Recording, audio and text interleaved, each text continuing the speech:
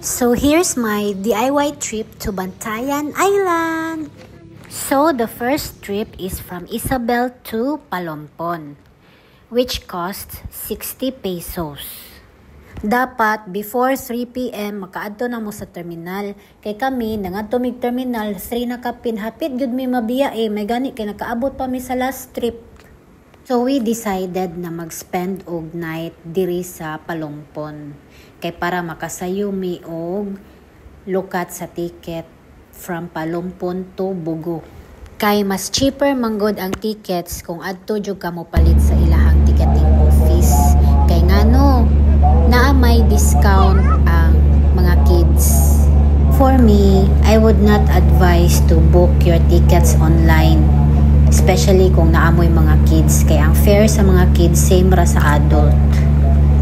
So by 6:30 a.m. nakasakay na mig barko from Palompon to Bugo, which costs 450 pesos for adults and then half the rate ang mga kids. And then from Bugo Port, we travel to Hagnaya Port, which costs 100 pesos per head. Mauna ni ang ilahang Hagnaya Port mga yachts. And then we travel from Hagnaya Port to Santa Fe Port, which costs 355 pesos for adults and 185 pesos for kids. And then from Santa Fe Port, gisugat na dayon mi sa among shuttle service sa La Playa. So, we're off to La Playa Beach Resort. And we're here! So, gipili dyan na ako mga yads nga adto mi mag-book og room sa beach resort. Kay para kung mag-inom-inom mi sa akong hobby ini kagabi ma-visit ra na mo ang among mga kids sa room. Malantaw na mo kung safe ba sila sa ilang pagkatulog, ana. So, naa sila'y playground for kids, restaurant, bar, nga maka-order kag cocktails, and nasad sila'y billiard, which costs 200 pesos every hour. While waiting sa among room nga gi-prepare pa, ari lang sa mi mag-lunch sa ilahang restaurant. So, ang ilahang check-in time diri mga yads is 2 p.m. So, maniudto lang sa amin. So, mauni ang ilahang menu.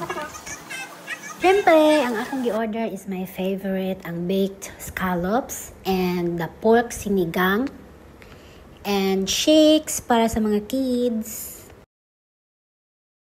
So, ready na amuhang room, guys. So, let's go!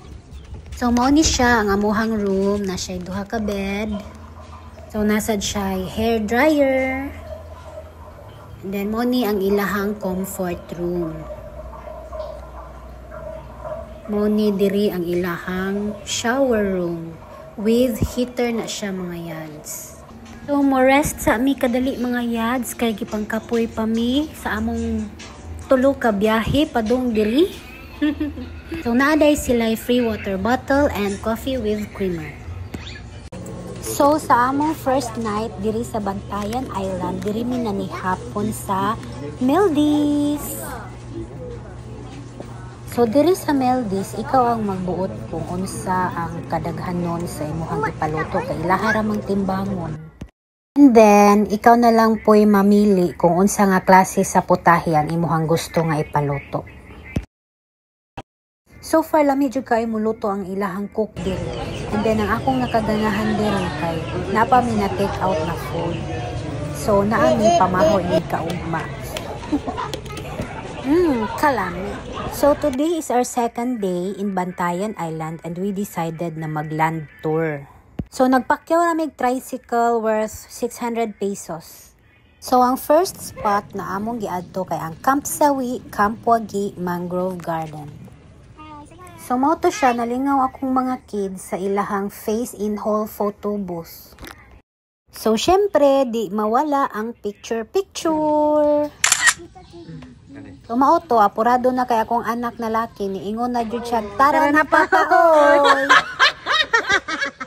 Kay sigira daw picture-picture. Makatawa lang ko ba kay imbis karon pa nagpa-picture ang ilahang papa kay ako rahon pag yun.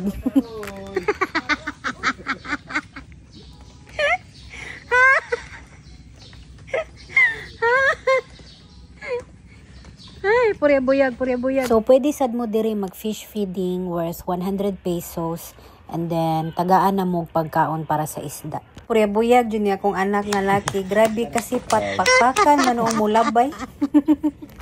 Ay, purya buyag, makatawa jud ko ning akong anak nga lalaki kay reklamador kaayo niya. Mahimuot man jud ko niya. Uy, bisag simple ra. So next stop kay ang Sandira Beach. So ang ilahang entrance fee diri is 70 pesos and then reminders lang akong mungari mo pag-bring mo og own na food kay kami pag-ari na mo no wala mi dala na food may gani kay naay nanindag sinugbang saging sa gawas moray among gikaon diri. Then may rasad nga nagdamig mga prutas ug mga chichirya kay aron at least no madaghan-daghan ang among pagkaon nga gida. Kaya ang amo manggong expectation sa nganla nga Sandira Beach Resort, nagtuomid na ay restaurant sa sulod, na ay baligya nga mga pagkaon, ana, na ay mga tindahan, nagkalain-lain, o baligya. Unya, pag soda na mo, wala man di ay. Ang available na dyan diri no kay cottage niya. Ang ilaha pa dyan cottage kay wala pa dyan lingkuranan. Nangita pag putol na kahoy para among lingkuran. So, syempre, lamig yun po ang ilahang beach resort tungod sa ilahang white sand and clear blue waters. Okay. Maniud to sa ta mga yads diri sa Pangpang Restaurant across lang sa The Ruins. Mao niya ang ako ang gi-order mga yads, ang ilahang double seafood bilao which is good for 2 to 3 persons. So, naana siya grilled fish, crabs, shells, shrimp, and calamares.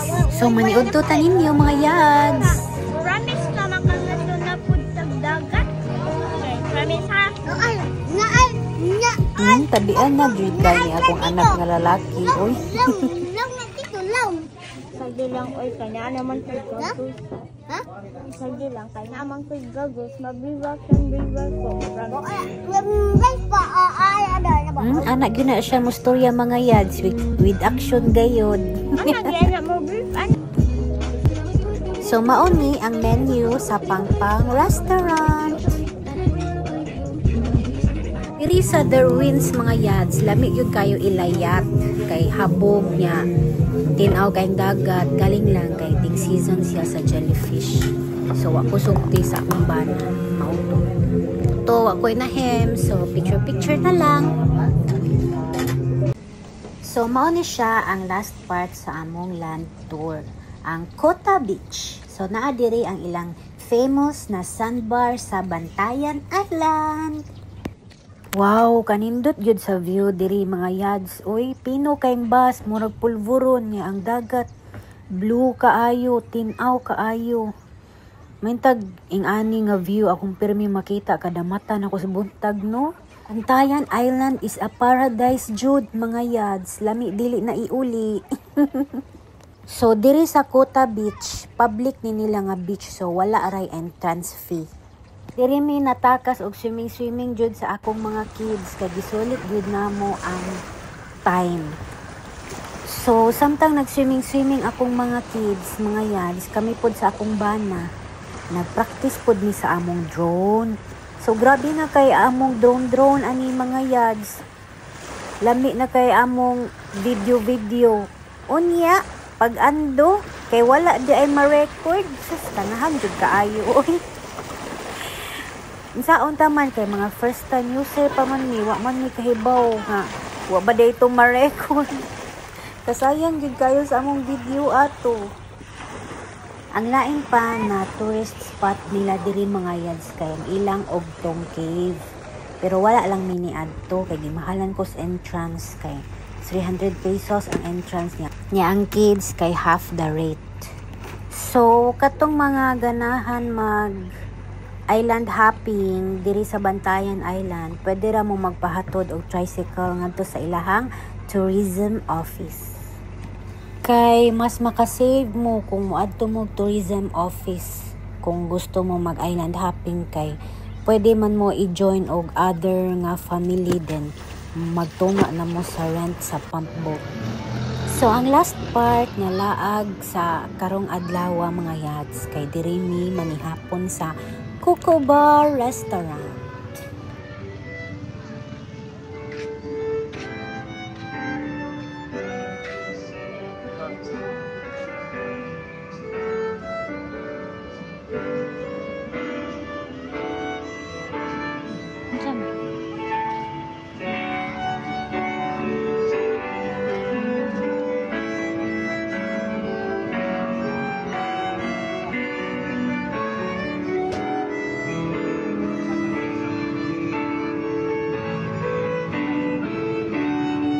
Mauna ni siya mga yads ang grand finale sa akong birthday. So happy kay ko today kay sa akong birthday na puyod na po akong family. Nakaadtong mi sa lugar na makarelax mi, makalimtan usa ka diyot ang trabaho.